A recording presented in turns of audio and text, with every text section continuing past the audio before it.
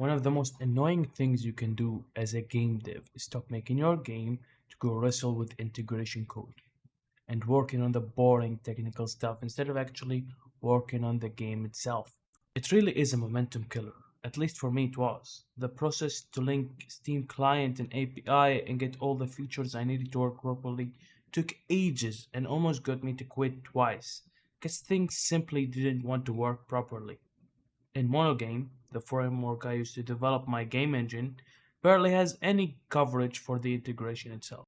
And even though the Steam SDK and Steamworks.net are well documented, it still caused many issues for me with Sunset Sprout, especially since I rely heavily on many Steam features to operate the game, such as leaderboards, achievement, and friends, just to name a few. So I decided to offer my battle-tested game-ready wrapper class to you. And today, I will show you how easy and convenient it is to use. First, as a game developer, what would you need from Steam features? Well, the wrapper handles everything you need. Auth, stat, friends, achievement, rich presence, Steam overlay, Steam deck detection, cloud saves, DLC management, and all of that comes with detailed logging and support for custom logger migration. Now, let me show you how it works. This is a freshly created MonoGame desktop application. What you need to get started is, firstly, to put the SteamKit.cs file somewhere in your project. You can put it in the root or anywhere you want. I will place it in the root. Then download Steamworks SDK version 160 from the partner dashboard. It should be available on the main page. Then download the Steamworks.net NuGet package. A simple 2-click download, nothing special. Then you need to include the Steam DLL in your project bin.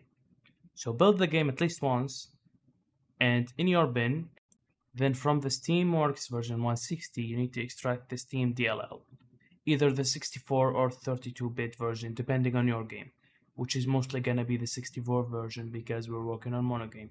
You need to build the project at least once, then place the file in the bin folder, just like this.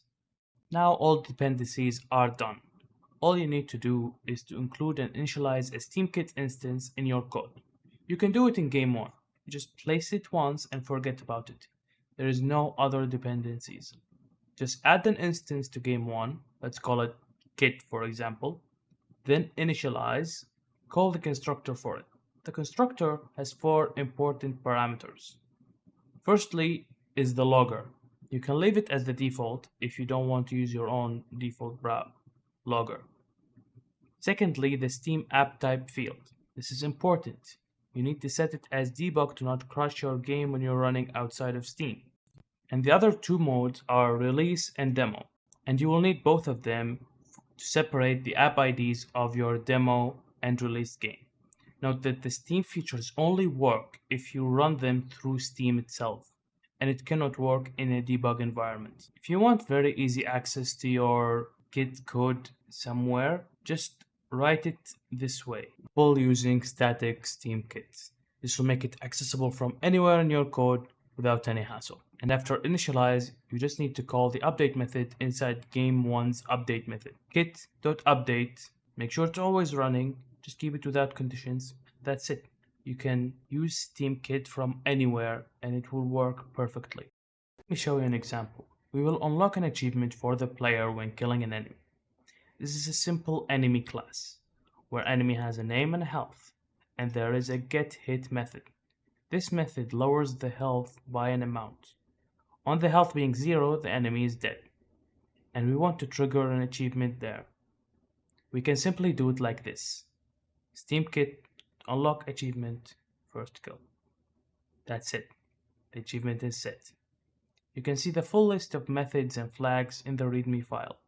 If you're at all interested, the link is in the description for both the kit and the README file. And if you're building a MonoGame, come say hi on the Discord. Thanks for watching.